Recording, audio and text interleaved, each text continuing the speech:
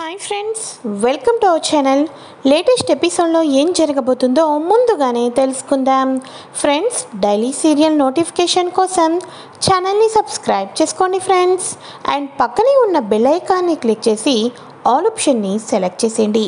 ఇక అప్పు, కావ్య ఇద్దరు కూడా మాయను కలుద్దామని వెళ్తూ ఉంటే రాజు వాళ్ళని ఫాలో అవుతూ ఉంటాడు కదా. ఈ విషయం తెలుసుకున్న కావ్య కావాలని మళ్ళీ వెనక్కి తిరిగిపోయి ఏదో రోడ్డు మీద పడిపోయి వెతుక్కున్నట్టుగానే రివర్స్లో వెళ్ళిపోతూ ఉంటుంది. అప్పుడు అనుకుంటాడు రాజ్, ఏదో పోగొట్టుకున్నట్టున్నారు, వాళ్ళు ఎక్కడికో వెళ్ళటం లేదు, తిరిగి ఇటే వస్తున్నారు అని చెప్పేసేసి ఇక రాజుని డమ్కి కొట్టేసి కావ్య, అప్పు అక్కడి నుంచి జంప్ అయిపోతారు. రాజ్ కూడా ఏదో పోయిందని వెతుక్కుంటున్నారని చెప్పేసి ఇక ఇంటికైతే వెళ్ళిపోతాడు. అమ్మయ్య, బావగారు వెళ్ళిపోయారక్క, త్వరగా పదక్క, మాయ ఊరు నుంచి వచ్చేసి ఉంటుంది అని చెప్పేసి అప్పు కావ్య మాయ ఊరు నుంచి వచ్చిందని చెప్పేసి మాయ ఇంటి దగ్గరకైతే వెళ్ళటం జరుగుతుంది. మరోపక్క స్వప్న వచ్చేసి అమ్మమ్మ గారు, తాతయ్య గారితోటి ఇక అపర్ణ ఆంటీ ఇటువంటి నిర్ణయం తీసుకుంటున్నారు, మీరైనా చెప్పొచ్చు కదా అని చెప్పేసి అనగానే, ఇప్పుడు మేము చెప్పే పరిస్థితిలో లేమమ్మా స్వప్న, అదేదో నువ్వు అపర్ణ దగ్గరికే వెళ్ళి చెప్పొచ్చు కదా అని చెప్పేసి అమ్మమ్మ గారు, తాతయ్య గారు ఇంట్లో జరుగుతున్న ప్రస్తుత పరిస్థితులన్నీ కూడా ఇక కష్టం, సుఖం ఇవన్నీ కూడా స్వప్నతో మాట్లాడుతూ ఉంటారు. ఇక స్వప్న కళ్ళారా చేతులారా నా కావ్య జీవితం నాశనం అయిపోతున్నా నేను చూస్తూ ఉండలేకపోతున్నాను, మనం ఏమీ చేయలేకపోతున్నాం అమ్మమ్మ గారు, అదే నా బాధ అంతా కూడా. కానీ ఒక మనిషి గురించి తప్పులు చెప్పినా ఒప్పులు చెప్పినా మనకు వ్యక్తిగతంగా ఒక గుర్తింపు అనేది ఉంటుంది. వాళ్ళు అలాంటి వాళ్ళ కాదా అనేది మన మనస్సాక్షి మనకు చెప్తుంది. 25 ఏళ్ళు కని పెంచిన అపర్ణ అంటే ఎందుకని ఇలా చేస్తుందో నాకు అర్థం కావటం లేదు. దేనికైనా కొంచెం సమయం ఇవ్వాలి, సమయం ఇస్తేనే కదా దానిలో తప్పొప్పులు అనేవి బయటపడతాయి. ఇంకో 2 రోజుల్లోనే పెళ్లి ముహూర్తం పెట్టేశారు, అదే నాకు చాలా టెన్షన్గా ఉంది అని చెప్పేసి స్వప్న బాధపడుతూ బయటకైతే వచ్చేస్తుంది. ఆ తర్వాత అనామికకు వాళ్ళ అమ్మ నాన్న ఫోన్ చేసి, ఎప్పుడూ అప్పుల్లో కూలిపోతూనే ఉంటారు కదా, మరో కొత్తగా 10 లక్షలు అప్పు ఉంది, ఆ అప్పున్నవాడు ఇంటి దగ్గరికి వచ్చి గొడవ చేస్తున్నాడు, నాన్న భయపడిపోతున్నాడు, చనిపోయే నిర్ణయం తీసుకోబోతున్నాడు, నువ్వు ఏదో రకంగా 10 లక్షలు సాయం చెయ్యమ్మా అని చెప్పేసి అనామికకు వాళ్ళ అమ్మ ఫోన్ చేయటం. అనామిక, ఏంటమ్మా ఇదంతా కూడా, సర్లేండి, నా భర్త నా మాట నమ్మడు, మా అత్తయ్య ఇంతవరకులా నాతో మాట్లాడటం లేదు, ఇప్పుడు నేను ఎక్కడ చచ్చేది అంత డబ్బు కోసం అని చెప్పేసి ఒక్కసారిగా కళ్యాణ్ చెక్ బుక్ మీద సంతకం చేసి ఇక వాళ్ళ ఆఫీసులతో మాట్లాడుతూ చెక్ బుక్ ఇంట్లో పెట్టడం అవన్నీ గుర్తు తెచ్చుకొని, ఎస్, ఈ చెక్ బుక్ని తీసేసుకొని కళ్యాణ్ పెట్టిన సంతకం ఉంది కదా దాంతో చెక్ తీసేసుకుంటే ఆడికి డబ్బు ఇచ్చేయవచ్చు అని చెప్పేసి అనామిక ప్లాన్ చేస్తుంది. అనుకున్నట్టుగానే 10 లక్షల రూపాయల చెక్ని తాను తీసేసుకొని ఇక అక్కడి నుంచి జంప్ అయిపోతుంది. ఇదంతా కూడా కళ్ళారా మన స్వప్న చూసేస్తుంది. స్వప్న చూసేసి ఏమీ తెలియని అమాయకురాల్లాగా ఉంటుంది. ఆ తర్వాత అనామిక ఫోన్ చేసి, సరే బయటకు రండి అని చెప్పేసి ఇక వాళ్ళ ఇంటి దగ్గరలోనే కొంచెం దూరంగా వెళ్ళి చెక్ని ఇచ్చేసేసి ఫోన్లో మాట్లాడుతూ ఉంటుంది. చాటుగా వెళ్ళిన స్వప్న మొత్తానికి కూడా క్యాప్చర్ చేసుకొని సైలెంట్గా ఏమీ తెలియనట్టుగా ఇంటికి వచ్చేసి, అమ్మో అమ్మో అమ్మో, ఎప్పుడు కూడా నా పుట్టింటి వాళ్ళు గొప్ప అని ఎన్ని నాటకాలు ఆడేదానివే, నీ పుట్టింటి వాళ్ళ నిజస్వరూపం, నీ నిజస్వరూపం ఇప్పుడు బయటపడింది అని చెప్పేసి స్వప్న అనుకుంటూ ఉంటుంది. అయితే ఇక ఇది ఇలా ఉండగా స్వప్న ఇలా ఉండగా అక్కడ ఏం జరుగుతుంది అంటే అపర్ణదేవి పైనుంచి వస్తుంది. వచ్చి స్వప్నను తదేకంగా చూస్తూ ఉంటుంది. స్వప్న, ఏంటి అంత పరధ్యానంగా నీలో నువ్వే ఏదో ఆలోచించుకుంటున్నావు, నిన్ను చూస్తుంటుంటే కడుపుతో ఉన్న అమ్మాయి ఇలా ఉండకూడదు అని చెప్పాలి అనిపిస్తుంది, జాగ్రత్తగా ఉండాలి, నువ్వు లోపల బాధపడుతూ ఉంటే కడుపులో బిడ్డ కూడా బాధపడతాడన్న సంగతి మర్చిపోయావా అని అనగానే, ఏం చేయమంటారంటే ఇంట్లో ఉన్న పరిస్థితులు అలా ఉన్నాయి, ప్రతి విషయంలోనూ అబద్ధాలు, ప్రతి విషయంలోనూ ఆలోచించాల్సిన విషయం అని చెప్పేసి స్వప్న అంటూ ఉంటుంది. దేని గురించి? కావ్య గురించా అని అనగానే, తందేముందులేండి, అందరి గురించి అని చెప్పేసి స్వప్న అంటూ ఉంటుంది. నువ్వేదో ఇండైరెక్ట్గా నాతో మాట్లాడుతున్నావు, అదేదో డైరెక్ట్గా చెప్పేస్తే నీకు ఒక డిస్కషన్, నాకు ఒక టైం వేస్ట్ ఉండదు అని అనగానే, అదేం లేదా ఆంటీ, మీరు రాజు గారు ఇంటికి బాబును తీసుకొని వచ్చినప్పుడు అందరూ ఎన్నో మాటలు అన్నారు, కానీ మా కావ్య మాత్రం తన భర్త మీద ఏదో తెలియని నమ్మకంతో ముందుకు సాగింది. కానీ ఇప్పుడు మా అక్క నమ్మకాన్ని పక్కన పెట్టండి. 25 ఏళ్ల నుంచి రాజుగారిని మీరు చూసి వస్తున్నారు కదా, అలాంటప్పుడు రాజ్ ఎటువంటి వ్యక్తిత్వం కల మనిషి అన్నది కన్న తల్లిగా మీకే బాగా తెలియాలి కదా అని అనగానే, అవును, అయితే ఇప్పుడు ఏం చేయమంటావు నన్ను అని అనగానే, అది కాదంటే ఒక్కొక్కసారి కుటుంబానికి, విలువలకి, గౌరవానికి ఇక తల ఉంచే వాళ్ళు ఏం చేస్తారో చెప్పమంటారా? తన కుటుంబ పరువు పోకూడదని చెయ్యని తప్పులకు కూడా చేసినట్టు తల ఉంచుతారు. కొంతమంది ఆడవాళ్ళు డబ్బు కాసపడి మంచిగా ఉన్న వాళ్ళను టార్గెట్ చేసి వాళ్ళ నుంచి డబ్బు దొంచుకోవటం కోసం ఏవేవో ప్రయత్నాలు చేస్తారు. ఒక్కొక్కసారి మీకు గుర్తుంటుందా, వినాయక చవితి రోజు మనం చందమామను చూస్తే నీలాప నిందలు పడతాము. మనం తప్పు చేయకపోయినా తప్పు జరిగినట్టుగా మనమే అందరి ముందు కంటికి కనిపిస్తాము అని చెప్పి, అలాగే రాజు విషయంలో కూడా వెనకాతల ఏదో జరిగిందని నాకు అనిపిస్తుంది. నిజానికి అసలు ఇంత విలువలు మీ పెంపకంలోనూ అమ్మమ్మ గారి పెంపకంలోనూ పెరిగిన రాజు ఇంత తప్పు చేస్తాడంటే నేను అస్సలు నమ్మటం లేదు. తీరా ఇంటికి ఒక మాయ రావటం, మీరేమో ముహూర్తాలు పెట్టేయడం, ఇదంతా చూస్తుంటుంటే ఎందుకో మీకు చెప్పే అంత దాన్ని కాదు, కానీ తొందర పడుతున్నారేమో, లోపల ఏవో నిజ నిజాలు దాగి ఉన్నాయేమో, ఇంకొంచెం కాలం వెయిట్ చేస్తే వెనకాతలు ఉన్న నిజాలన్నీ బయటపడతాయేమో అని నాకు అనిపిస్తుంది. మీరు అడిగారు కాబట్టి చెప్తున్నాను, లేకపోతే అసలు చెప్పేదాన్ని కాదు. ఎందుకంటే మీరు మా కావ్య దగ్గర ఎలా ఉన్నా కూడా నా దగ్గర మాత్రం నన్ను పూర్తిగా అర్థం చేసుకున్నారు. అమ్మమ్మ తాతయ్య గారు ఆస్తి రాసిచ్చినప్పుడు కూడా నోరు తెరిచి ఒక్క మాట కూడా మాట్లాడలేదు అని చెప్పేసేసి మీ మంచితనం ఏంటో నేను అర్థం చేసుకున్నాను. కానీ రాజు గురించి కూడా ఎందుకో వెనకాతలు ఏదో జరుగుతుందేమో, దేనికో భయపడిపోయి నీకు ఆ నిందలను, బాధలను, కష్టాలను తన భుజాన మీద వేసుకున్నారేమో అనిపిస్తుంది అని చెప్పేసి ఇక స్వప్న చెప్పేసి వెళ్ళిపోతుంది. అప్పుడు అపర్ణాదేవి ఆలోచనలో పడుతుంది. స్వప్న వయసులో చిన్నదాయైనా ఇంత తెలివిగా ఆలోచించిందే. స్వప్న చెప్పినప్పుడు నా కన్న తల్లి హృదయం ఇంకా ఇంకా విలువలాడుతుంది. అంటే నా కొడుకు నిజానికి తప్పు చేయలేదా? తప్పు చేశాడని నింద పడాల్సి వస్తుందా? అసలు ఏం జరిగినట్టు? వీడు తప్పు చేశాడు కాబట్టే కదా ఒక బాబు ఇంటికి వచ్చాడు. స్వప్న మాట్లాడిన తర్వాత నాకు కూడా ఎందుకో వెనకాతలు ఏదైనా జరిగిందా అని అనిపిస్తుంది. ఇప్పుడు నేను తెలుసుకోవాలంటే ఏం చేయాలి అని చెప్పేసి ఇక మన అపర్ణాదేవి ఆలోచిస్తూ ఉంటుంది. ఎస్, ఇటువంటి సమయంలోనే కదా ఆ బిడ్డకి నా కొడుక్కి DNA టెస్ట్ చేయిస్తే మ్యాచ్ అయితే రాజే కన్న తండ్రి అవుతాడు. అప్పుడు 2 రోజుల్లోనే ఇంటికి వచ్చిన మాయకిచ్చి పెళ్లి చేసేస్తాను.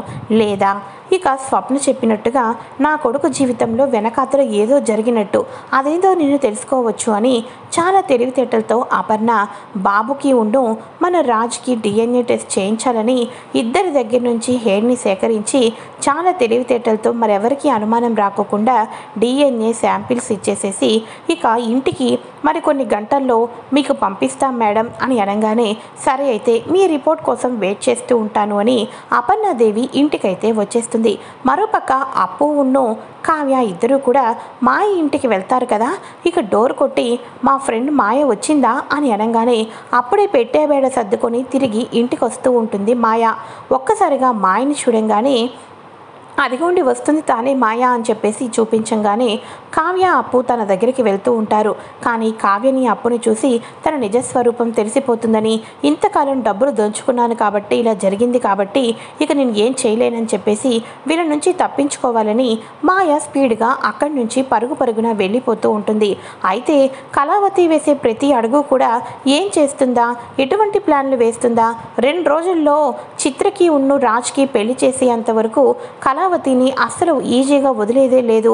బాగా అబ్జర్వేషన్ చేయాలి అని రుద్రాని ఫాలో అవుతూ ఆ తర్వాత మాయను కలవటం ఇవంతా చూసేసిన తర్వాత మాయ పరిగెత్తుకుంటూ వెళ్ళిపోతూ ఉంటే స్పీడ్గా వచ్చి మాయకు యాక్సిడెంట్ చేసేసి రుద్రాని చేతుల్ని దులుపుకొని అక్కడి నుంచి వెళ్ళిపోతుంది. ఒక్కసారిగా రక్తపు మడుగుల్లో ఉన్న మాయను చూసి కళావతికి కన్నీళ్లు, టెన్షన్ పుట్టుకొచ్చేస్తూ ఉంటాయి. ఇక మాయను ఎంత నీళ్లు కొట్టినా లెగదు. ఒక పక్క తలకు పెద్ద గాయం, తల నిండా రక్తం కారిపోతూ ఉంటుంది. ఇక వెంటనే ఏమీ చేయలేని పరిస్థితుల్లో అప్పు అని ఇక మన కావ్య ఇద్దరు కూడా హాస్పిటల్లో అయితే అడ్మిట్ చేస్తారు. ఎమర్జెన్సీ వార్డులో ఇక తనను తీసుకొని వెళ్ళి ట్రీట్మెంట్ చేస్తూ ఉంటారు. ఇలా ఎమర్జెన్సీ వార్డులో ట్రీట్మెంట్ చేస్తూ ఉండగా ఇక డాక్టర్స్ అయితే చెప్తూ ఉంటారు, చాలా టైం పట్టేటట్టు ఉంది, తను స్పృహ కోల్పోయింది, ఇక బ్లడ్ అనేది ఎక్కిస్తున్నాం అని చెప్పేసి అనగానే, మీరు ఏం చేస్తారో తను మాత్రం మంచిగా కోలుకునేటట్టు చేయండి అని చెప్పేసి అనగానే, ఒక పక్క అక్క మనం ఇంటి దగ్గర నుంచి వచ్చేసాం కదా, ఇంట్లో వాళ్ళు కంగారు పడుతూ ఉంటారు, ఇప్పుడు మాయ ఇప్పుడే స్పృహలోకి వస్తే ట్రీట్మెంట్ చేసి తీసుకొని వెళ్ళచ్చు, తనను డిశ్చార్జ్ చేయడానికి స్పృహలోకి రావడానికి ఎంత టైం పడుతుందో ఏంటో, నేను ఉంటానక్క, నువ్వు వెళ్ళక్క అని చెప్పేసి అప్పు చెప్తూ ఉంటుంది. అప్పు ఏదైనా చిన్న మెలకు వచ్చినా నాకు ఫోన్ చేయి అప్పు అని అనగానే, నేను అంతా చూసుకుంటాను కానీ నువ్వు ఇంటికి వెళ్ళక్క అని చెప్పేసి అప్పు కావ్యనైతే ఇంటికైతే పంపించేసి మాయ దగ్గర అప్పు కాపలా కూర్చొని ఉంటుంది. అయితే ఇక ఇదిలా ఉండగా కావ్య ఇంటికి వెళ్ళిపోతుంది. ఆ తర్వాత అపర్ణకు ఫోన్ కాల్ రావడంతో అపర్ణ ఎప్పుడెప్పుడు వస్తాయని అంటూ ఉంటే, ఇంకో అరగంటలో వచ్చేస్తాయి అని చెప్పేసి చెప్తూ ఉంటారు. అయితే ఇది లోపల ఇలా ఉండగా కళ్యాణ్ వచ్చేసేసి ఇంటికైతే వస్తాడు. ఇంటికి వచ్చి చెక్ బుక్ చూసిన తర్వాత చెక్ బుక్లో చెక్ అయితే కనిపించదు. ఇదేంటిది, నా చెక్ బుక్లో చెక్ ఏమైపోయింది, అమ్మా నువ్వేమైనా తీసావా అని అనగానే, నాకేం అవసరం రా నీ చెక్ బుక్తో అని చెప్పేసి అనగానే, అదేంటి నేను ఏ క్లయింట్కి ఇవ్వలేదు, ఇప్పుడు ఆయన గురించి ఈ చెక్ బుక్ మర్చిపోయినని తీసుకుందామని వచ్చాను అని చెప్పేసి కళ్యాణ్, ఎవరు తీయకుండా ఏమైపోతుంది అని చెప్పేసి అనగానే, అనామిక ఏంటి కళ్యాణ్ చెక్ బుక్లో చెక్ మిస్ అయిందా, చెక్ మిస్ అయిందంటే డబ్బులు మిస్ అయినట్టే కదా లెక్క అని అనగానే, దానికి వివరంగా చెప్పాలా, అదే కదా అర్థం, అయినా ఎవరు తీశారు అని చెప్పేసి కళ్యాణ్, అనామిక నువ్వేమైనా తీసావా అని అనగానే, ఇదేదో చాలా బాగుంది కళ్యాణ్, డబ్బులతో నాకేం పని, నాకు డబ్బుల్లోనే పుట్టి పెరిగాను, నా తల్లిదండ్రులు రూపాయి అడిగితే 1000 రూపాయలు ఇచ్చేవాళ్ళు, అటువంటిది నాకెందుకు ఈ డబ్బుల గురించి, అయినా డబ్బు కావాలి, డబ్బుకి బాగా ఇబ్బంది పడిన వాళ్ళే ఇటువంటి దొంగతనాలు చేస్తారని నా ఒపీనియన్, అంతే కదా ఆంటీ అని అనగానే, ఒక వరుసగా చెప్పాలి అంటే ఒక రకంగా అది కూడా అర్థమే వస్తుంది అని చెప్పేసి దానిలక్ష్మి చెప్తూ ఉంటుంది. అయితే ఇక ఇంట్లో ఉన్న వాళ్ళందరూ కూడా కళ్యాణ్ చెక్ ఎవరు తీసుంటారు అని అంటూ ఉంటే, ఇక అప్పుడు మన అనామిక, నాకెందుకో స్వప్న మీద అనుమానం వస్తుంది అని అనగానే, ఏయ్ నీ కంటికి ఎలా కనిపిస్తున్నానే నేను అని అంటూ ఉంటుంది స్వప్న. చూడు స్వప్న, నిన్నేమీ అనటం లేదు, అంటే నేను నిన్ను బజారుకి వెళ్ళినప్పుడు ఒక విషయం తెలిసింది, యాక్చువల్గా మీ అమ్మగారు ఇంట్లో జరగటం లేదని కనకమాంటి పనులు వెతుక్కుంటున్నారంట కదా, పనులు వెతుక్కుంటున్న కనకమాంటి పనిలోకి జాయిన్ అయిపోతానని వాళ్ళతో చెప్పిందంట, కానీ తీరా నిన్ననే నేను పనిలోకి రావాల్సిన అవసరం ఏమీ లేదు, నా దగ్గరే చాలా డబ్బు ఉందని చెప్పేసి వాళ్లకు గట్టిగా సమాధానం చెప్పి ఇంటికి వెళ్ళిపోయిందంట.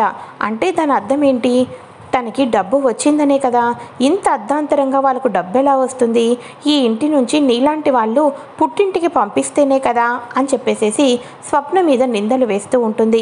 మాట్లాడవే మాట్లాడు, ఇంకా ఎంత మాట్లాడతావో మాట్లాడు, మామూలుగా అయితే ఈ పాటకే నీ చంప పగల కొట్టుండేదాన్ని, కానీ నువ్వు ఇంకా ఎంతలా మాట్లాడతావా అని, నిజాలు బయట పెడతావని వెయిట్ చేస్తున్నాను అని చెప్పేసేసి మన స్వప్న అంటూ ఉంటుంది.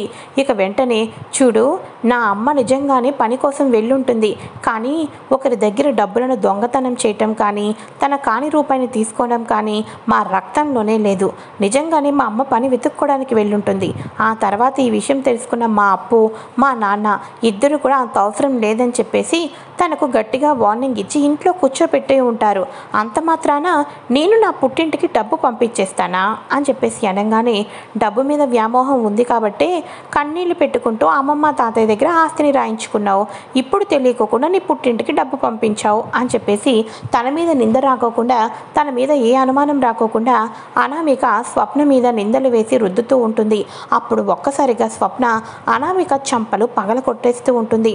దానిలక్ష్మి, స్వప్న ఏం చేస్తున్నావో నీకు తెలుస్తుందా అని అనగానే, చంపేలేదు సంతోషించండి అని అనగానే, స్వప్న ఏంటా మాటలు అని అనగానే, అసలు ఈ అనామిక నిజస్వరూపం మీకు తెలియటం లేదు, అసలు అనామికకి వెనకాతల కుప్పలు కుప్పలు అప్పులు ఉన్నాయి, వాళ్ళ అమ్మ నాన్న ప్రతిరోజు కూడా దీనికి ఫోన్ చేసి డబ్బులు ఎలా అయితే తీసుకొని వస్తావా అని అడుగుతున్నారు. ఒక్కసారి ఈ వీడియో చూడండి అని చెప్పేసి పూర్తిగా వీడియోనంతా చూపిస్తుంది. కళ్యాణ్ దగ్గర చెక్ తీసుకోవటం, రోడ్డు మీద వెళ్ళి ఆ డబ్బు ఇవ్వటం, ఆ తర్వాత అమ్మ ఈ 10 లక్షలతో ఆపేసేయండి, ఇప్పటికే ఇక్కడ పరిస్థితులు బాగోలేదు, నేనేమో కుటుంబాన్ని 3 ముక్కలు చేసి కళ్యాణ్ పేరు మీద వచ్చిన ఆస్తిని తీసుకొని నా పేరుకు మార్చుకొని ఏకంగా కళ్యాణ్ని విడగొట్టేసి నా పుట్టింటికి తీసుకొని వచ్చి విడికాపురం పెడదాము అనుకున్నాను. విడికాపురం కాదు కదా, అసలు కాపురానికి ఇక్కడ దిక్కు దిమానా లేకుండా ఉంది. నాన్నని కొత్తగా అప్పులు చేయొద్దని చెప్పండి. ఇప్పటికే నేను ఆ ఇంట్లో తప్పులు చేసి మోసాలు చేసి దొరికిపోతానేమోనని భయం వేస్తుంది అని వాళ్ళ అమ్మ వాళ్ళతో మాట్లాడిన మాటలన్నీ రికార్డ్ చేసి స్వప్న ఈ విధంగా ఇంట్లో వాళ్ళందరికీ చూపిస్తుంది.